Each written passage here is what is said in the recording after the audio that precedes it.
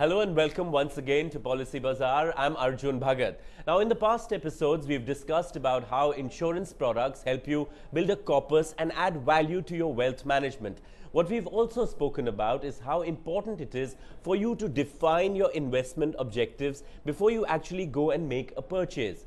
As we move further, we will also evaluate products that can help us attain these specific goals. Today, we will be discussing about the top 5 wealth creating ULIPs and the advantages and disadvantages of investing in them, and the people who should be looking at investing in them and their key features, minimum eligibilities, and most importantly, their charges and commission structure. Now, to know more about financial planning and how insurance can help us to do just that, we have Yashish Dhaya with us, co-founder and CEO of PolicyBazaar. Welcome to the show, Yashish. Now, tell me, why should I go for ULIPs? There are so many other options available, options which are easy to understand, or at least traditionally have been easy to understand.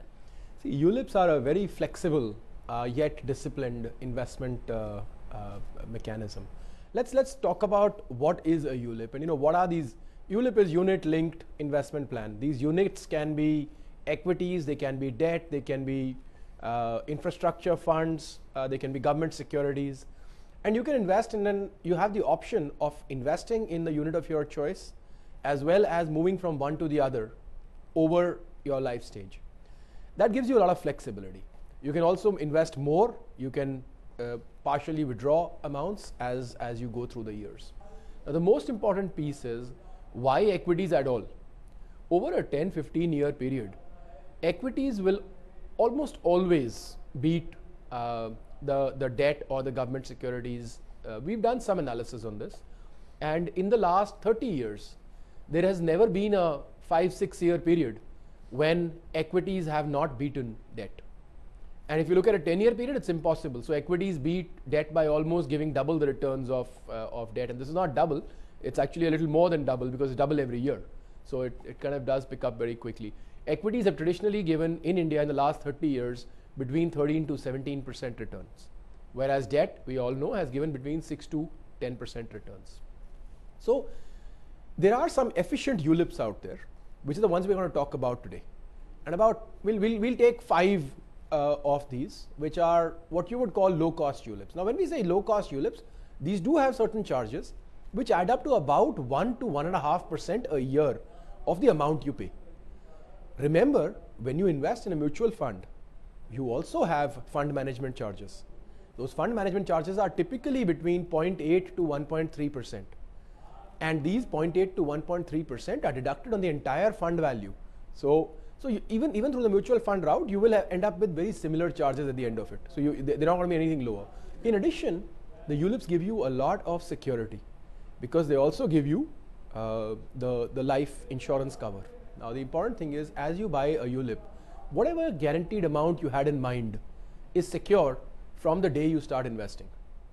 So this is an important part. So absolutely. So what you're saying is that there is a guaranteed sum. Suppose you take a sum assured. Suppose I invest 1 lakh a year and I take a sum assured of 20 lakhs. If I'm unable to pay because of an unfortunate circumstance within 1 year or 2 years or 3 years, the 20 lakhs is what I would get. There are 2 types of ULIP, type 1 and type 2. In the type 1, you would get the maximum of, the higher of, the amount you have invested and whatever it has become, as in your fund value, or your sum assured. So if I was investing 1 lakh a year and my sum assured was 20 lakhs, and at the end of the second year, I'm not able to invest any longer because of an unfortunate circumstance, my next of kin would get my nominee would get the 20 lakhs, not the 2.5 lakhs or that the fund value would have become. That is how it's different from mutual funds, right? Now, the type 1 and type 2 are slightly different. In the type 1, I would have got this, but in the type 2, I would have not got just the 20 lakhs, I would have got the 20 lakhs and the 2.5 lakhs. So I would have got 22.5 lakhs. And if I had a waiver of premium with a type 2 ULIP, I would have got the 20 lakhs. Plus, this fund over the next 30 years was meant to become, let's say, 1 crore rupees. But that 1 crore was also secure. So both are secure. And so there are lots of these options which allow ULIPs, once you understand them, to give you a lot of leverage and security. Yashish, can you tell me about the specific ULIP products that are available, especially when I am looking at my investment options as I go forward? Sure. So let's break it down by investment options first of all. So if you're looking at child plans, then you're looking at something like Aviva Young Scholar, or you're looking at HDFC. They've got a product for the young scholar, for the young child. Then there is another one from Aegon, which is the Aegon iMaximize. Now, if you move away from the child plans into the wealth creation plans, and there are two types, right? Actually, three types. You can have a single premium, you can have a regular premium, or you can have what are now known as highest NAV guaranteed products. So in the highest NAV guaranteed products, there are some really good plans like the HDFC SL Crest and a few others around it. In the single premium plans, there's a plan by Bajaj, there's a plan by Kotak, there's a plan by LIC. You could look at any of these. However, if you're looking at the regular premium plans, which are typically how you build wealth over a very long period of time, 25, 30 years, you keep investing and you get a large amount of wealth creation at the end of it. Then you are looking at plans like Aviva FLA, Freedom Life Advantage. You're looking at Aegon Religare iMaximize, ICICI Prudential Wealth Stage 2.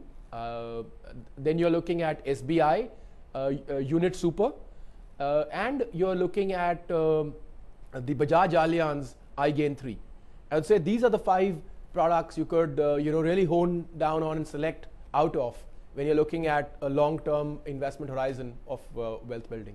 Now, as you get into starting to compare these products, so first of all, most of these products allow you to invest in multiple fund options, giving you equity. One step back. Can I take one step back and Sure. talk about the tax advantages of ULIPs as you get into these, wealth funds? Sure. How do you benefit from it? Because there is a huge tax advantage. There is. There certainly is. So first of all, the 1 lakh rupees a year that you invest is tax-free.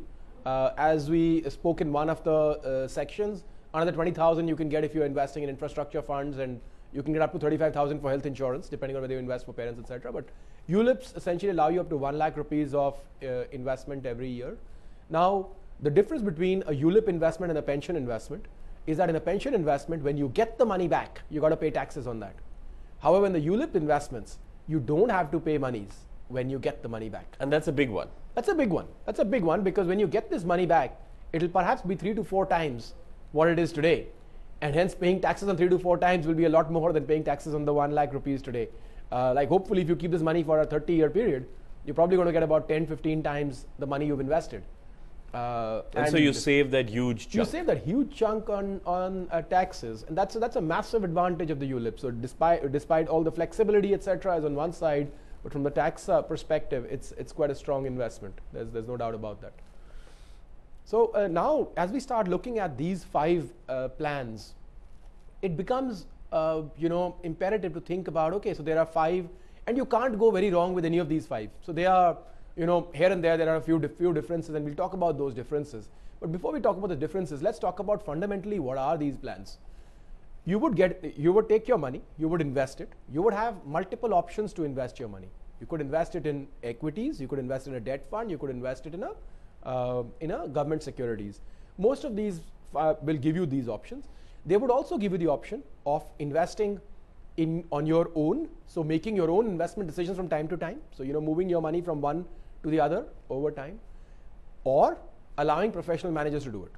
So somebody like a Bajaj or an ICICI will have a life stage fund management cycle depending on your age and depending on how close you are to maturity of your or retirement. Your funds will be managed differently. So at an early stage, they would go more into equities. At a later stage, they would go more into debt. And there's something that will be professionally managed. If you feel more comfortable, you can do it on your own. So almost everybody will allow you that option of one or the other. ICICI and SBI have got more investment options than the other 3. Bajaj, Aviva and Aegon are less on the options.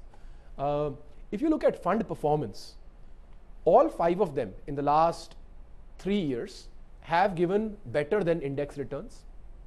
For example, even on the debt side, someone like a Bajaj Allianz has given an 8% plus return, even on the debt side. Now that's competing with fixed deposits, plus you're getting your other benefits as I mentioned earlier, which is the tax advantage plus the there's no TDS being cut on that. Plus the risk benefit, because if after 3 years somebody had not been there, the money, the sum assured they would still get, which is a much larger amount, plus all the risk element that they would have got. Then essentially you would have these options. You can top up your plans. So you can top up most of these plans. There will typically be a charge when you top up. Some will have a zero allocation charge, like the Aegon plan. Something like an SBI will have a 3% charge every time you top up. So top up meaning you started off by investing 10,000 rupees a year, or you can't invest that much, but you started off by investing 50,000 rupees a year, and then you suddenly wanted to invest another 50,000 rupees. So instead of taking a new plan, you just top up your current plan. You will also have the option of increasing or reducing your sum assured over time.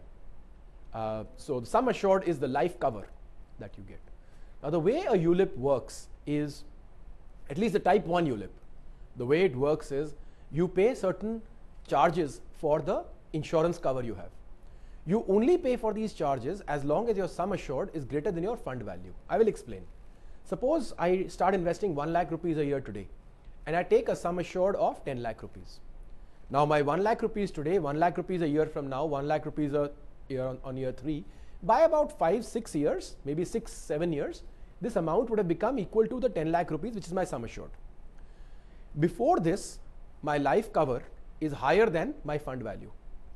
After this, my fund value is higher than my life cover. So you can make those adjustments. So you will stop paying any insurance cost at the point where your fund has become higher than your life cover.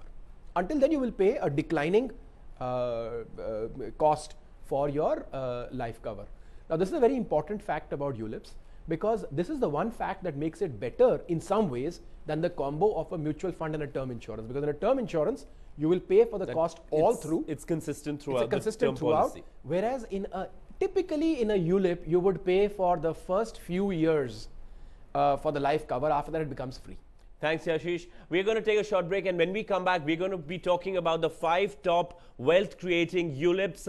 So keep watching. Yashish Dhaya is with us. And if you have any questions, you can write to us on ask.policybazaar.com or Facebook/PolicyBazaar India, or you can tweet us at PolicyBazaar_in. We'll be right back after a short break. Keep watching.